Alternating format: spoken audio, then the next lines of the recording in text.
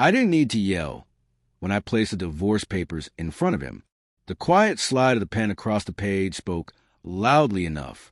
He stared at me with confusion tightening his face, already sensing the end, even though he didn't yet know what I had seen. But he would. Every frame of that footage was burned into my mind.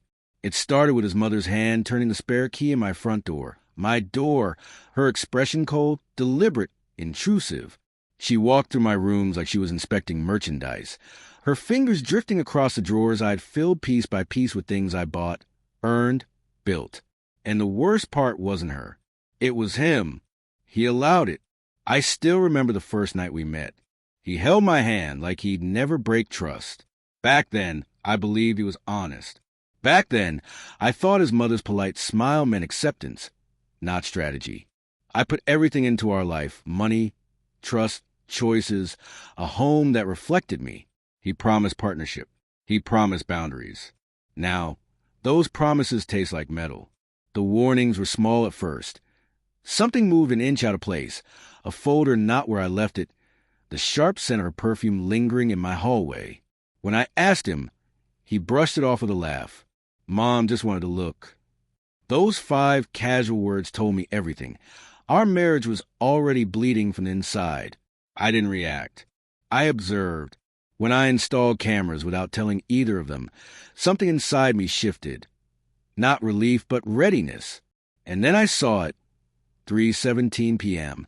She entered again, moving around like she owned the air. She opened my safe. She photographed documents, contracts, inheritance papers from my father, financial records she had no right to see. She wasn't simply curious. She was gathering weapons. And the message from my husband minutes before, "Go now. She's at work." Betrayal like that doesn't erupt. It rots everything quietly. That night, I didn't confront him. I watched him eat, watched him lie without trembling, watched the man I once trusted turn into someone I didn't recognize. While he slept, I met a lawyer, a sharp one. He reviewed the footage and spoke words that changed everything. Unauthorized entry, malicious intent, privacy violation, damages. $10 million. That was the number he said we could go after, and the number I decided they would pay. For 3 weeks, I played the role of the oblivious wife. I moved accounts, protected files, copied every document she had dared to touch. I let her believe I hadn't caught on. I let him believe I dismissed the entire thing as a misunderstanding. Then I made the call. Saturday morning. The police knocked on her door. The look on her face when she realized the visit wasn't friendly could have been framed like art. My husband stumbled out behind her, half asleep, bewildered by flashing lights. He didn't understand. Not yet. But the lawsuit in my hand would make everything crystal clear. When I told them I was suing both of them, I didn't raise my voice. I didn't need to. His mother clutched her necklace dramatically, as if that would change the truth. He stuttered, asking why. Helpless. I held up my phone and played the video. Every theft disguised as curiosity.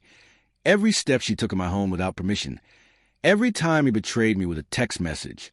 I watched the truth spread across his face, like a bruise. Shock, guilt, terror. "You didn't just hurt me," I said. "You tried to take what was mine. Now you'll pay for it." He said my name like it was a lifeline.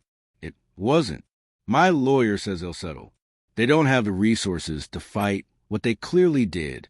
She's already sold her jewelry. He's already moved out of home, my home, the one he will never set foot in again. People ask if I'm angry or heartbroken. I'm not. I miss the man I imagined he was. Not the one he turned out to be. Walking away with my dignity, my independence. And a $10 million reminder feels better than any apology he could come up with. Not all betrayals destroy you. Some rebuild you from the ground up. And now, I sleep with the doors locked, the cameras on, and my peace untouched.